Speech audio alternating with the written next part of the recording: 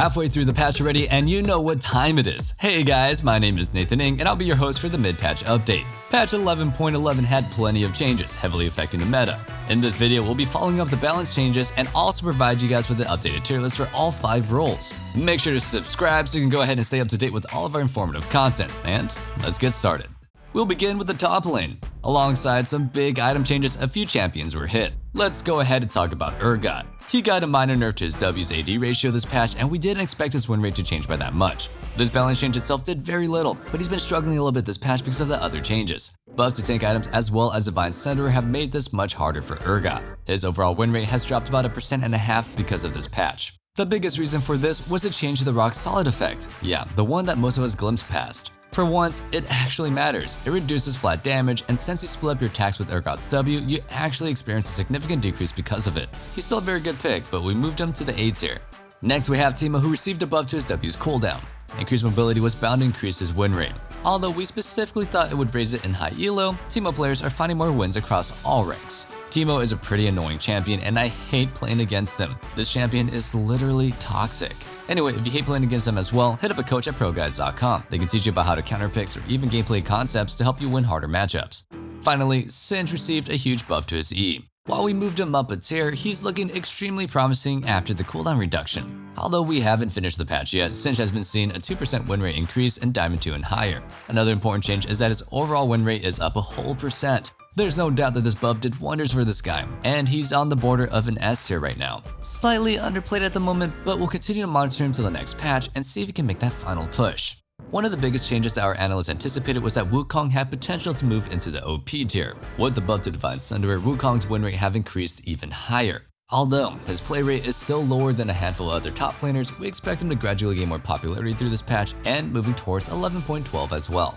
Another pick to look out for is Jax. With Black Cleaver buffed, it's built a lot more on him. As opposed to last season, there's also no longer the conflict of stacking Trinity Force with it because of the movement speed bonuses are now differentiated. Trinity Force's flat movement speed buff alongside the bonus passive from Black Cleaver allows Jax to not only cut through his opponents, but allows them to chase them down rather effectively. Another great thing about building one is flat health. We'll be keeping our eye on him, but at the moment he's doing pretty well in high elo. Consider him S tier, even if you're diamond or higher.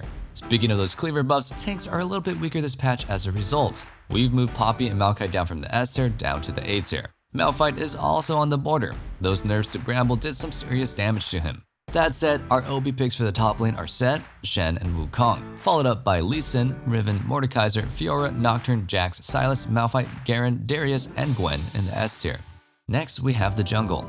Let's get through that long list of follow-ups. First is Morgana. Her overall win rate is already down 3% this patch. Like we expected, she's still pretty decent overall. However, in high elo, she's taken an even bigger hit and her win rate is hovering around 49%. Overall, Morgana is still a decent pick because of her incredible flex potential, but this means that she's definitely no longer an OP jungler, although we're content leaving her in the A tier. Before we move forward, here's our question of the day. Are there any other balance changes that you'd like to see? Personally think tanks might need buffs to their durability. Nerfing Bramble was definitely a good move, and I think tanks could use some buffs that don't increase their damage. Let me know your answers in the comments down below. Lee Sin was also a victim this patch. In contrast to Morgana's insane damage nerfs, which had quite the effect, Lee Sin's 1 second increase on his E wasn't too harsh. Weaker than before, Lee Sin did continue to find incredible success, and he did get a little bit of compensation with the buff to Black Cleaver. He remains an OP pick this patch. Needless to say, Rumble was due a nerf as well. We moved him down to the B tier and stand by this. However, he's doing quite well in high elo, and still you can consider him an A tier if you're in the higher ranks. His passive received a huge nerf against jungle monsters, and as a result, his clear speed is slower than before. Elise received a small nerf this patch as well. Her spider form auto attack ratio was decreased slightly. While the nerf was minor, her win rate and play rate has dropped a bit this patch. We've gone ahead and moved her out of the OP tier and actually replaced her, but more on that in a bit. AP Shaco was nerfed once again, but overall Shaco continues to dominate the jungle. His suffocating pressure and ability to snowball make him an incredible top tier pick for solo queue. Like we mentioned in our previous update, AD Shaco was left untouched by this and thus he's still a solid pick. Graves received a buff to his AD growth. It's pretty insane because he made a swift recovery after a single buff. His overall win rate is up 2% this patch, and again, that's off a buff to a single stat. We moved him up to the A tier for our mid-patch update. While Hecarim did receive some nice buffs, we've jumped the gun. Unfortunately, his win rates are still quite low, hovering around 47% this patch. It's an improvement from last patch, but we moved him back down to the C tier.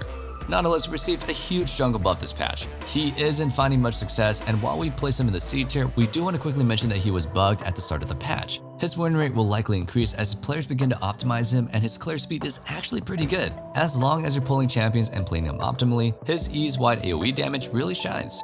The final change was an adjustment to Master Yi. He lost some scaling on his Q damage, but in return received a very nice buff to his ease damage. This change favored the attack speed builds for Master Yi, and the results have been pretty good. In both low elo and high elo, his win rates have gone up this patch, and if you're in low elo, you should consider him an S tier pick. Now, for the OP pick, we moved Kha'Zix up. He started to shine through all of these various balance changes. He surprisingly gained a lot of popularity in high elo this patch, showing that even top level players value him as well. The final shift that we made is that Kindred is up to the S tier. While we acknowledge that Kindred is an insane pick in high elo, she's on the border of S and A tier for the majority of players. It can be quite challenging to bring out the best, as it requires good decision making as well as mechanics to play Kindred well. Good enough for me. Kindred is up a tier this patch.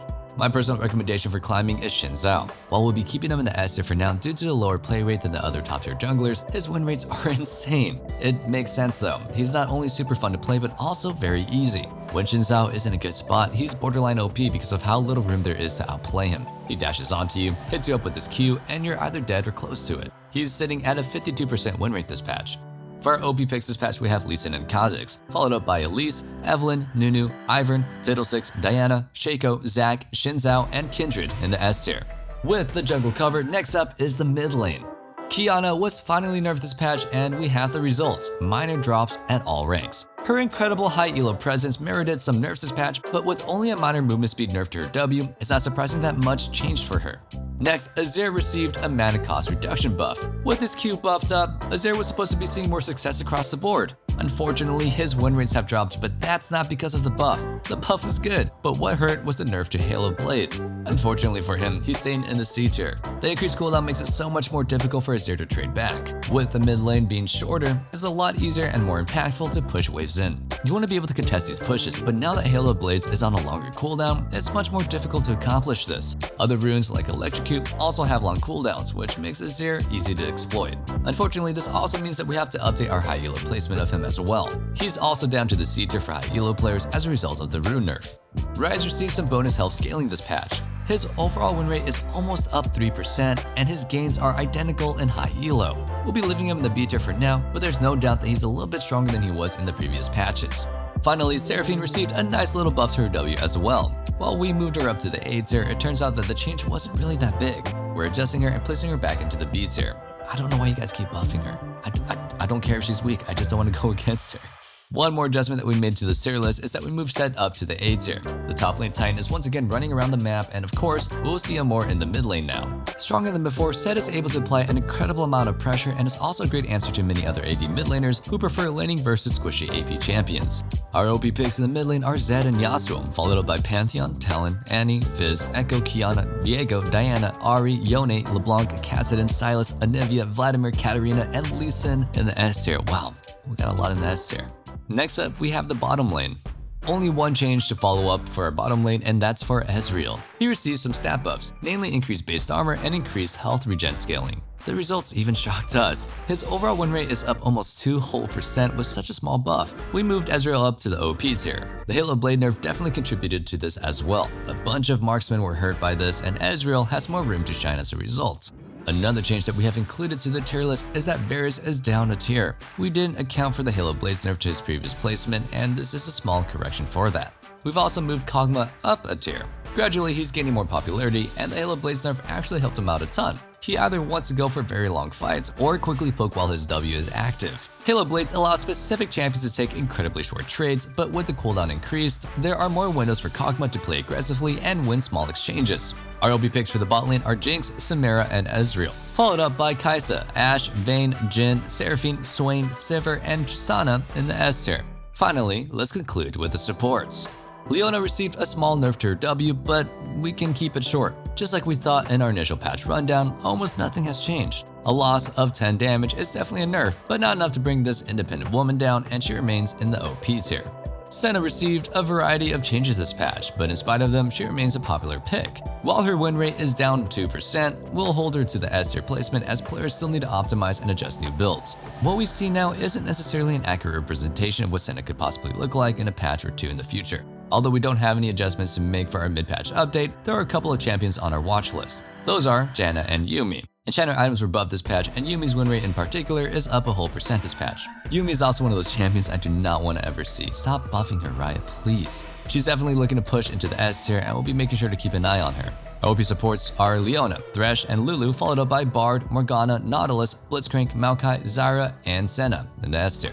That'll be wrapping up our 11.11 mid-patch update. I hope you guys enjoyed it, and let me know what you guys thought in the comments down below. Also, check out the description for a link to join our Discord, as we love to see you in our community. And until next time, stay safe, stay healthy, and have a wonderful day. Peace.